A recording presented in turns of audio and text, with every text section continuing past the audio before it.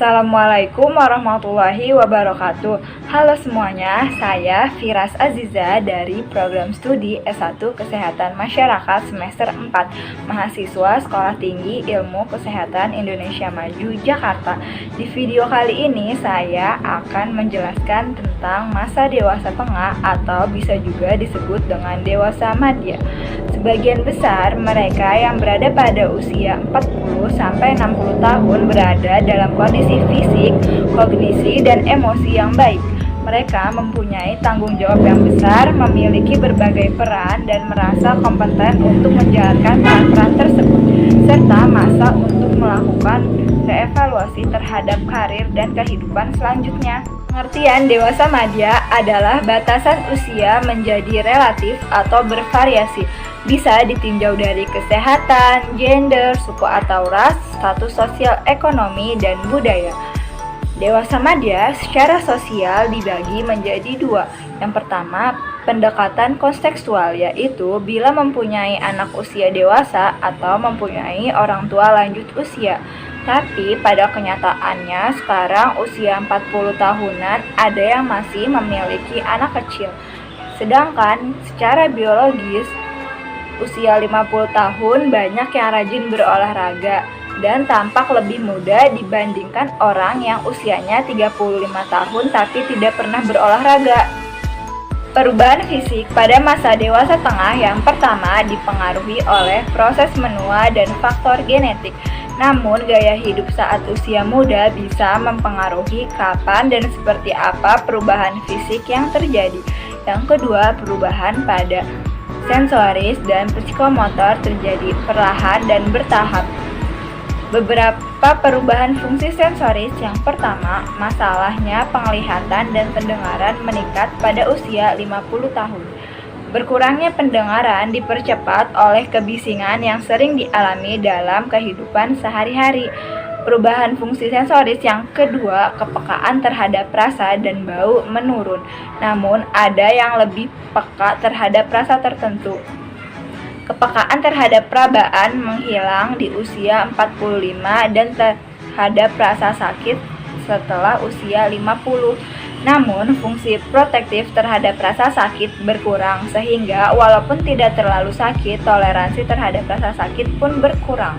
Beberapa perubahan fungsi psikomotor sebagai berikut.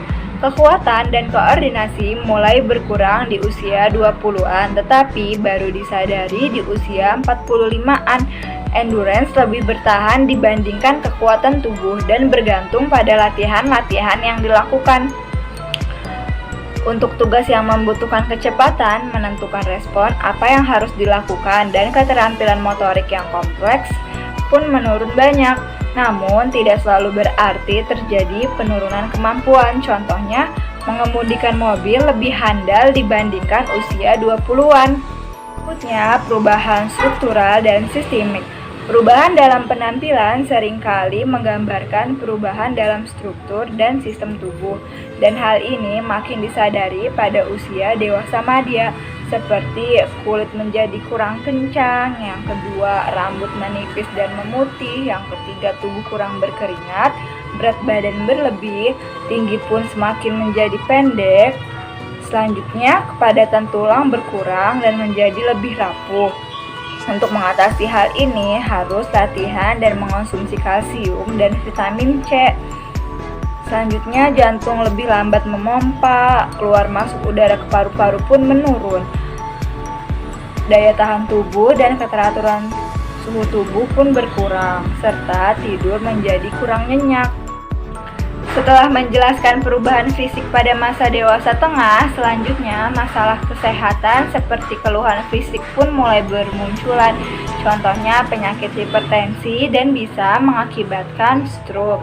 Serta penyebab kematian terbesar pada usia madya ini yaitu penyakit kanker, penyakit jantung, penyakit AIDS karena transfusi darah, dan penyakit diabetes. Berikutnya, faktor yang berpengaruh secara tidak langsung terhadap kesehatan yaitu kemiskinan, gender, etnis, gaya hidup, kepribadian seseorang, status emosional, dan stres pun bisa menjadi permasalahan kesehatan tersebut. Masalah kesehatan pada wanita setelah menopause yaitu yang pertama, resiko terkena penyakit jantung dan osteoporosis semakin besar. Terjadi pada saat 5-10 tahun setelah menopause. Osteoporosis disebabkan berkurangnya estrogen yang berfungsi membantu darah menyerap kalsium dari makanan dan membantu tulang menyerap kalsium dari darah. Ciri osteoporosis yaitu tinggi tubuh menciut dan postur tubuh menjadi bungkuk. Selanjutnya, yang kedua, tulang menjadi rapuh sehingga kualitas hidup terpengaruh.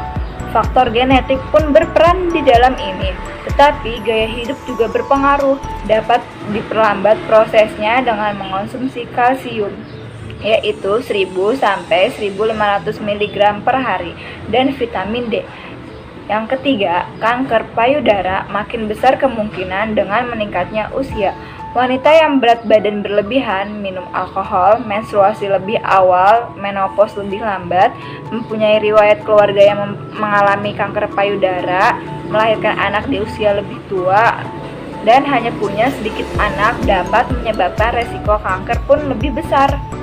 Perkembangan kognitif pada masa dewasa madya, yaitu secara kognitif berada pada masa jaya, no uniform pattern atau use it or lose it. Bila bekerja memberikan makna hidup dan memberikan tantangan, kemampuan kognitif akan tetap bertahan atau meningkat. Makin banyak pekerjaan yang dilakukan, makin fleksibel pun dalam berpikir. Sekian dari saya, kurang lebihnya mohon maaf, semoga bermanfaat. Terima kasih. Wassalamualaikum warahmatullahi wabarakatuh.